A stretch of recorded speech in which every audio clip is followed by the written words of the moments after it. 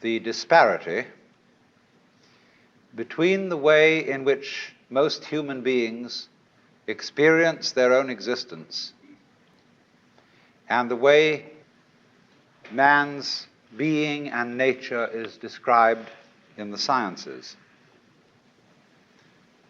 I was pointing out that in such sciences as ecology and biology, ecology, for example, describes and studies the relationship between all organisms and their environments. The way in which they describe human, animal, and insect behavior is in flat contradiction with the way in which most of us experience our thinking and our action and our existence. We have been brought up to experience ourselves as isolated centers of awareness and action, placed in a world that is not us, that is foreign, alien, other, which we confront. Whereas, in fact, the way an ecologist describes human behavior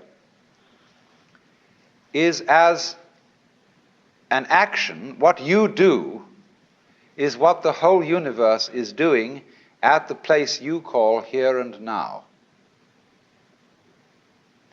You are something the whole universe is doing in the same way that a wave is something that the whole ocean is doing. This is not what you might call a fatalistic or deterministic idea. You see, you might be a fatalist if you think that you are a sort of puppet which life pushes around. You are separate from life, but life dominates you. That's fatalism. But in the point of view I'm expressing, the real you is not a puppet which life pushes around. The real deep down you is the whole universe. And it's doing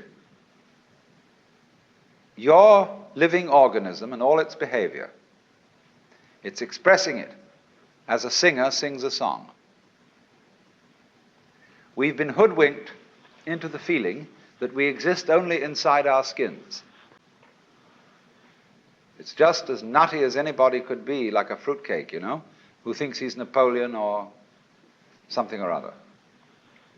Thinks he's a poached egg and goes around finding a piece of toast to sit on.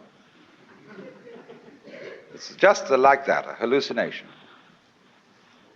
And I was showing how we need to experience ourselves in such a way that we could say that our real body is not just what's inside the skin, but our whole total external environment. Because if we don't experience ourselves that way, we mistreat our environment. We treat it as an enemy.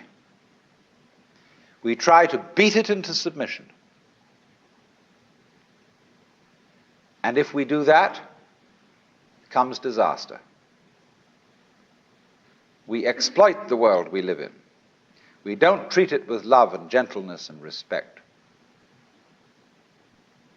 We cut down millions of acres of forests to turn it into newspaper, of all things. Lovely trees turned into information about nothing. And we don't replace them properly.